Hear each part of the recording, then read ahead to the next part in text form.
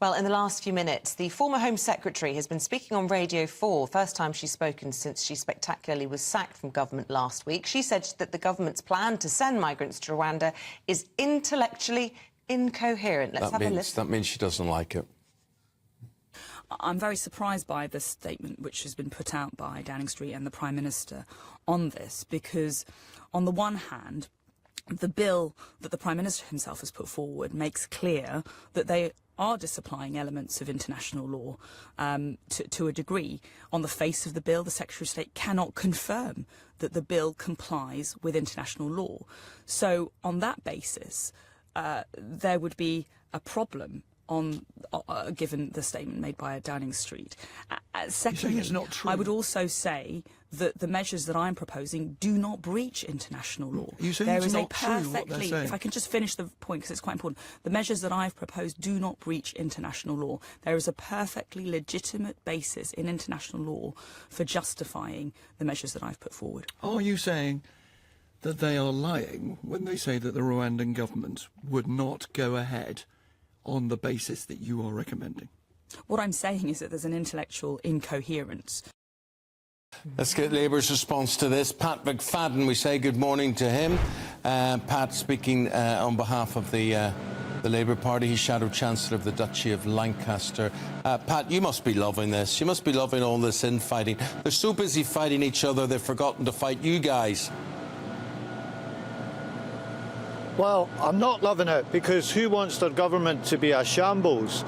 And they're falling apart. They're eating one another alive here, and that means things are not being done. That the country doesn't have a proper government, and I want it to have a proper government. But the only way this will change, I'm afraid, is if we get an election. Because imagine going on with 5 more years of this chaos over this, and who really believes anything else would get better if they carried on either? Which brings us to the Rwandan agreement. I mean, if you get power, what would you do with the agreements that we have been creating with Rwanda in the first place? Would you overthrow those? Would you withdraw from them, or would you keep them?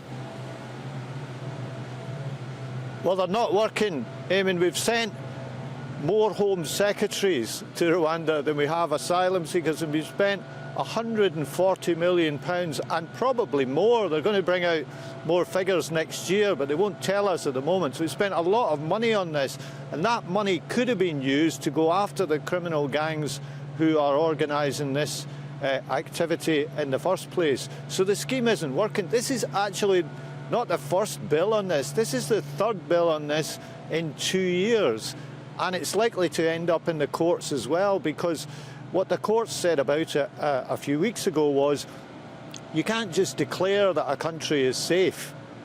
You can't just produce a piece of paper that says that. So this is not a plan that's working, but it is a plan that's costing a lot of money. I don't know if you were able to hear that clip a moment ago when we heard Suella Braverman being pushed on whether or not she thought the government were liars, and she said no, she didn't think they were liars, she just thinks they're stupid, effectively.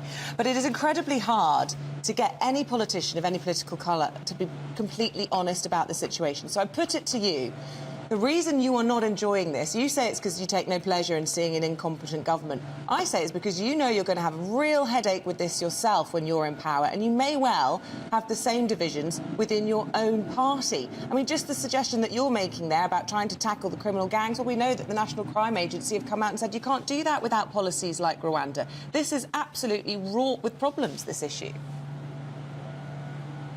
Oh, it's a difficult issue. There's no doubt it's a difficult issue, because no country can be comfortable if you've got thousands of people arriving on your shores illegally. That's not just a question of immigration, it's a question of security too. And that's why we are so keen on international cooperation on a criminal law basis, to treat this, as our party leader has said, like international terrorism.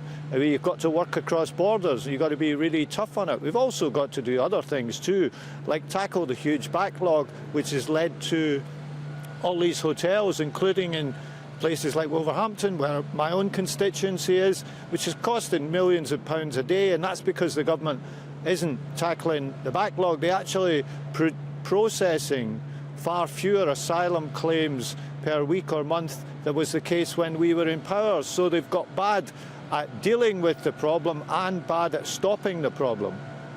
Just lastly, we were speaking to Christopher Hope, our political editor, in the last 40 minutes or so, and he was saying that there were rumours in Westminster that at some point there could be a vote of no confidence in the government, or indeed there could be more letters submitted, and we could see all over again 1922 committee considering the future of our Prime Minister.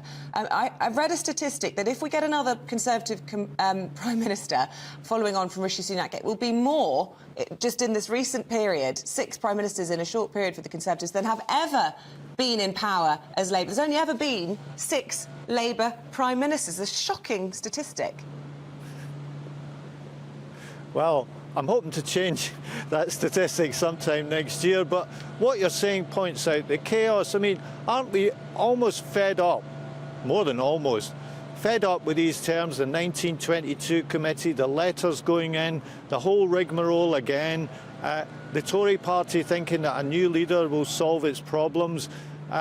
You know, I've got milk in the fridge that can last longer than some Tory ministers, and it's no way to run a country. And the only way to stop it, I'm afraid, is if people vote for change when they get the chance next year. McFadden, thanks for your time this morning. Got to leave it there. Thank you.